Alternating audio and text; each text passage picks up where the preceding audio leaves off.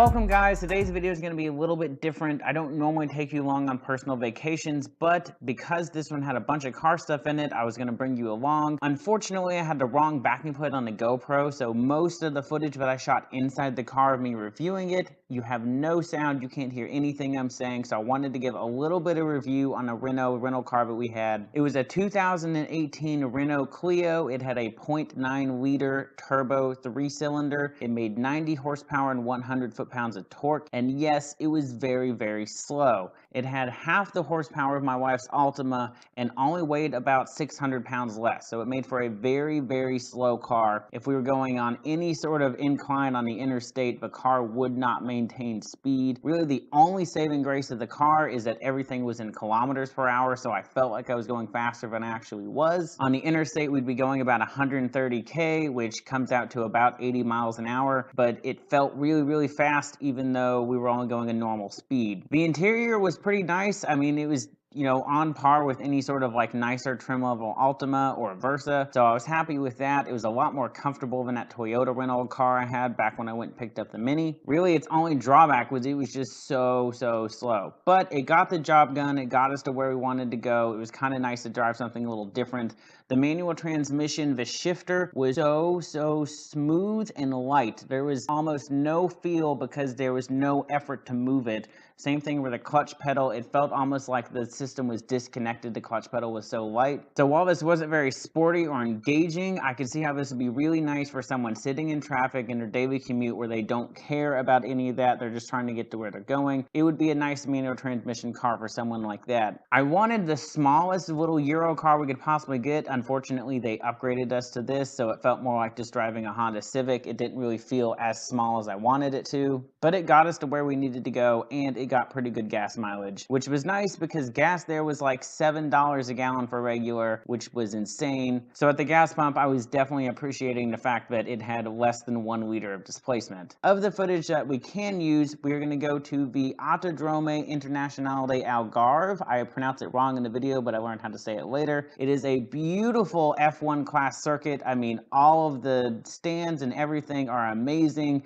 It looks like a proper Euro circuit. They had a really cool karting circuit next door that I was able to actually use. It was like 40 euros for half an hour of kart time, so I definitely did that. I had footage of it on the GoPro, and for some reason it did not record. So I had the GoPro in the cart, no footage, but I did get footage of the actual track and of the karting track, so it was really cool. I got to see some Aston Martins drive around there as well, which was nice. After that, when we were up in Lisbon, we went to Estoril, and we got to see some GT cars in a practice session, so that was awesome as well. I got to see a Renault RS01, which has a R35 GTR engine in it. I don't have any footage of this, but after that, we went to the Ferrari and the Lamborghini dealership. I got to see an Urus for the first time. I got to see 488 Pista. So I got to see some really cool cars while I was there. Unfortunately, I didn't see that many cool cars out on the street. It was mostly tiny hatchbacks, smart cars, things like that. Nothing wrong with that. I just would have been cool to see some more unique Euro stuff while I was there. I did stumble across this really cool garage that just happened to be open as we were walking past it, so I stuck my head inside. You'll see some footage of that. And then there was this amazing car parts store that we happened to stumble across, and I got some footage in there as well. So we're going to start the video right after we left the airport in Lisbon, and we were crossing the bridge to go to the south towards the region of Algarve.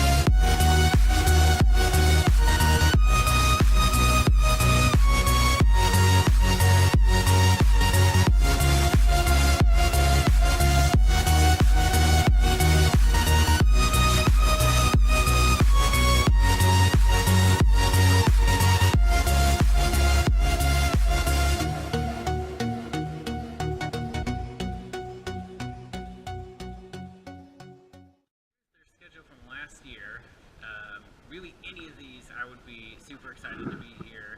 A MotoGP would be really cool, the Sports Car Classic would be cool, the Le Mans Series, all of that would be really awesome. The go-kart is super fun. My arms are really sore. I did a 30-minute session, and there's a lot of G-forces in there, so it's a lot of controlling your body and keeping it in place. I had no seatbelt, which was really weird. I mean, even the shitty ones in America, you still have a seatbelt at something like a Chuck E. Cheese or something like that. So to not have a seatbelt on a go-kart that I was going up to about 40 miles an hour in was a little weird. For each lap, I was doing an average of 42.8, and all my laps were actually pretty consistent, so that was nice. I don't really know what the proper way to drive a kart is. I'm not trained in karts at all, so I have no idea what I'm looking for in a lap time. So I don't know if I'm supposed to drive it in any similarity to a car. So I was trying to trail brake into turns, and that wasn't really working because there's a really only one brake on the rear axle. So it was really hard to take away my normal thoughts of I'm trying to tuck in the nose, so I'm going to brake a little bit into the turn, trail brake, and that'll help me to tuck the nose in. So it was a really weird experience. But once I got settled in, I mean, most of my laps, the second half, you know, low 42, high 41, somewhere in that range. I have no idea what a good time around that little course is. I did 42 laps, so after 42 laps in that kart with no suspension, my back's a little sore, but man, that was so much fun, and definitely worth the 42 euros.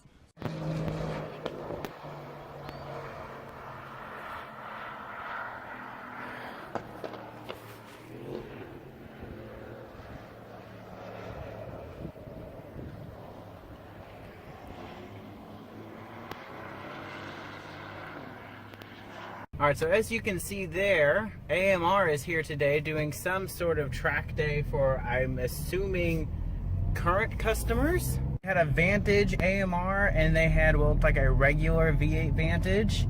It was pretty cool to see them driving around the track, and I could get an idea of just what the track layout actually is. And of course that V8 just sounds amazing, even though it is a Mercedes V8 and not the Aston V8 anymore. It's still a really good sound, especially on overrun. It has all sorts of pops and crackles and all that. So definitely a cool experience. I highly recommend the Autodromo Internacional Algarve. I have, again, don't know if I'm saying that right, but yeah, it was a really cool experience, guys. And there's a Clio clicking at me that I am speeding. But we are on our way back now. So again, I'll check in with you guys a little bit later if we go to another track.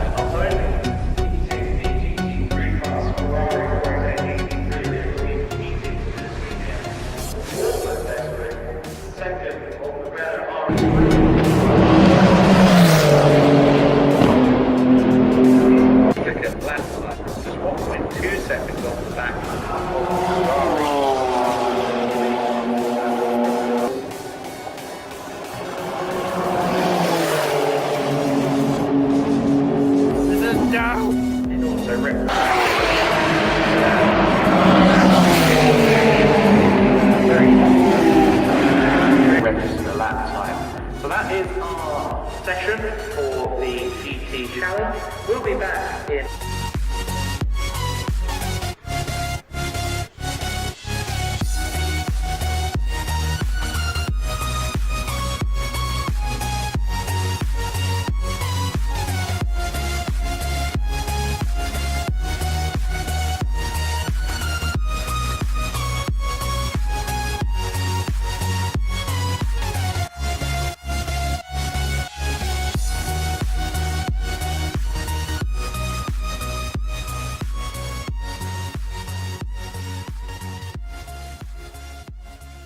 As you guys can see, I actually did get to do a lot of really cool car stuff in Portugal. So if you guys are considering going there at all, I would definitely recommend it, especially if you can go in the summer and actually get to go to a race at one of these circuits. So if you guys have any questions, of course, feel free to drop them below, hit that subscribe button, and I will see you guys next week.